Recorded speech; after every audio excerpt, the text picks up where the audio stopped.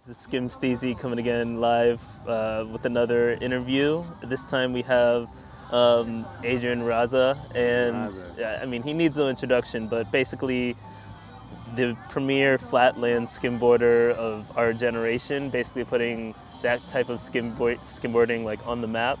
And he competed this weekend, right, at the 2022 Intrafalgar Skim Contest in Spain, in Cádiz. So that's where we are right here. As you can see, we got the Faro lighthouse in the background and stuff. So tell us, Adrien, like, how did you like this experience? What was some of the highlights for you? I mean, it was my first big wave skimboard competition, first UST event. I came in with not too many expectations. I wanted to compete. I knew I wanted to compete, and I did. In terms of how I did, I passed the first round, first place. Second round, I got last, eliminated. So actually, I achieved what I wanted. I passed the first round, so that was cool. But otherwise, I think it was amazing. For me, it really felt like a celebration of skimboarding. It was just like a lot of skimboarders from all over the world coming together. And not just skimboarders, there were people like yourself. I mean, you're a skimboarder too, but you're not only a skimboarder, you document, you create media for skimboarding, and there were, you know, photographers and people working for brands and the managers of athletes. I felt like it was just a place where everyone was coming together. And I think that's always special to me in the skim community. Yeah, totally. How it's just like such a small community, but everyone is like friends with each other. So it just felt like a big get-together of all skimboarders. And I also hadn't met a lot of the wave skimboarders because I don't do it too often. So people like Yair, I hadn't met him before. A lot of the Portuguese guys that were out here, I hadn't met them either. So it was, I don't know, I think it was really cool to compete and to meet everyone, and it was just a good time. Yeah, awesome, man. So I definitely feel the same way, like this community in general, just being so small but so well connected, and it's sort of like the nature of the sport as well. Like, whereas unlike surfing, you can get a little lonely because everyone sort of returns to the same section of the beach. You know, it's just, you know, that you know, close proximity leads to, you know, this tightness that we have. And you mentioned that this is your first time, you know, like wave skimming, like big wave skimming, you know, in this competition. So tell us a little bit about the differences you think between, you know, this, and I presume you've done some like flatland, you know, competitions as well, and some of the strategies going into preparation for that and this. Okay, so, well, firstly, I have actually done wave skimboard competitions before in the Netherlands. So back in the day, there was something called the DST, which was the Dutch Skimboarding Tour. There were about 6 events in the country, and these were actually combined wave skim and flatland contests. So if I'm not mistaken, I think I was actually Dutch champion of wave skimboarding 2 or 3 times.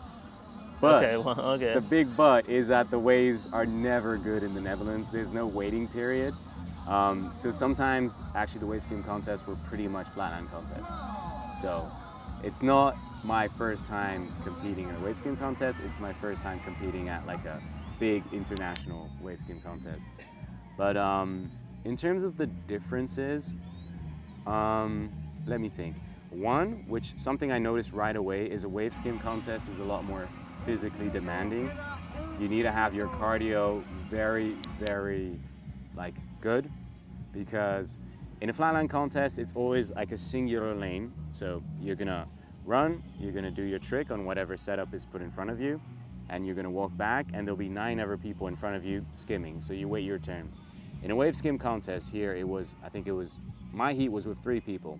So it was essentially going out to the huge wave, riding it. Maybe you bail out, you have to swim out the heavy current. You gotta run back up the beach on the soft sand and then run back for the next wave. Those 10-minute heats, they exhausted me. So one big difference is like the physical energy and physical strength needed. And it's actually really not comparable. I feel like it's almost a complete different sport in the way, I mean, the tricks are maybe similar in terms of the technical tricks. You're doing shove-its, front shoves, But in wave skimming, there's also wave selection, wave riding, barrel riding. In flatland, you're always riding the same thing. So that whole element of, which I think is a big part of being a skillful wave skimboarder, is finding the right wave, knowing exactly where to be, when to be there. That whole element doesn't exist in flatland skimboarding.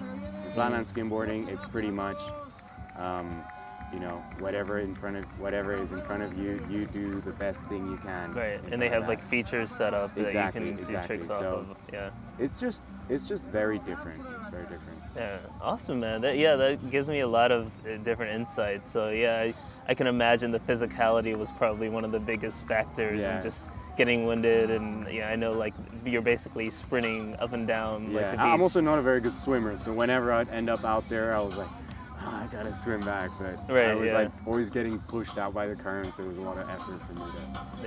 Yeah. Totally. Yeah. I should probably learn how to swim better. I'd say so. Yeah. But yeah, I mean, that being said, I mean, yeah, I didn't know the history of, you know, the Dutch, you know, skimming, and that's really interesting to know. Well, do you know why that ended up like falling out, or? I think it was because the majority of the organizers, they got a bit older and they just didn't skimboard anymore. Right. What I hear from a lot of people is once they reach a certain age, they switch to surfing as opposed to skimboarding, just because skimboarding, again, very physical, very tiring.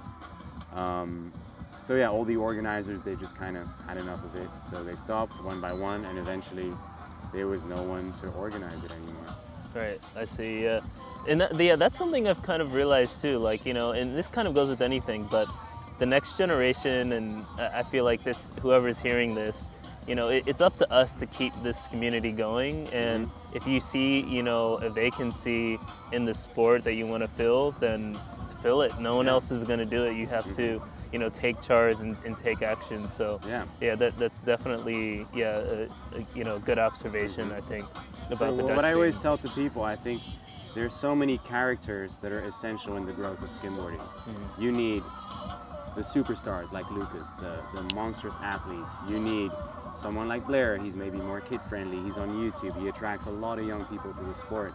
You need, you know, a regular skimboarder, a local skimboarder that's always at one spot. He's the local legend. You need that guy to, you know, incite an entire community and local area to start skimboarding. And you need, I don't know, maybe people like me, and you need also media people that are really interested in skimboarding, and like yourself, you're covering skimboarding, traveling all the way from the US to cover this.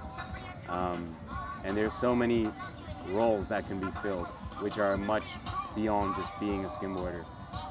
Yeah, totally, man. Yeah, it takes a village for sure. Yeah. For sure. So what are some of the things that you think flatland skimboarding could lend itself well into, you know, like wave skimming competitions? Like, for example, you know, in wave skimming competitions, you don't really get points for like necessarily like flying out the back. There's more focus on like completions and stuff, and you don't see too many like, you know, quote unquote like flatland tricks, like, you know, no complies and some of the stuff that we've seen you do in the games of skim on Skid Kids.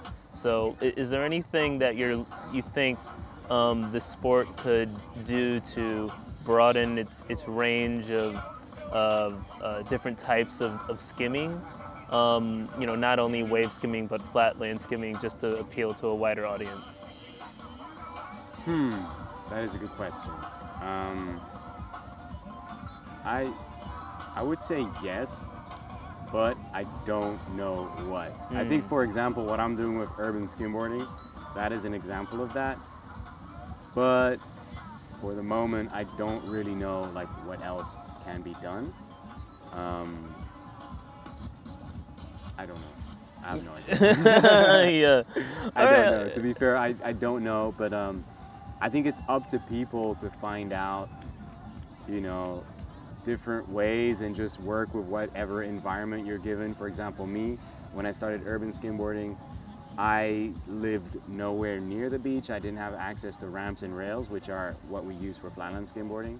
So my next best alternative was urban skimboarding. And that's what I did. And I think people in my situation, they can think outside the box a little bit. And if they're in an area where skimboarding is not possible because of physical elements, maybe they don't have access to a beach, or you know, there's no slope, I think it's up to them to find a way to make it work somehow. And you know, the more, actually, Skim Parks, I think that's important too. We gotta have Skim Parks. Oh, okay, yeah. So Yeah, Skim I think I saw you at Barracks and they sort of just like put water down and then the skim. So that was rad. Do that, yeah. So I would say like a permanent indoor or outdoor, depending on how hot it is over there. Skim park with running water. People can go there, skimboard, and kind of like franchise that into like a real skimboard park. Yeah. I think that would, because skimboarding is so like, especially wave skimboarding, I think that is a big problem for the growth of wave skimboarding, is that it's pretty rare to find a place with good wave skimboarding conditions. For example, the Netherlands, the entire country has pretty much nothing for like 95% of the year. So in a place like that, it's, even if wave skimboarding was globally more popular, it would never appeal to the Dutch audience because you can't do it properly. So a skim park for wave skimboarding, that could be like a wave house like they have in surfing. Right. Wave house, you know, maybe you could, some people could work with the wave houses and create a shore break wave over there. I think that is a good way to bring access, just like skateboarding. Skateboarding was started in the streets, and then they built skate parks. Skate parks allowed people to learn in a safe and secure environment, and more people got into it. And then it went back to the streets. So I think the whole concept of creating artificial areas to bring access to skimboarding to more people, I think that's yeah, man, yeah. And so last question, who's your pick for the winner of this event? I know they haven't announced it yet, but what do you think? You were watching the winner. Whole thing. Yeah.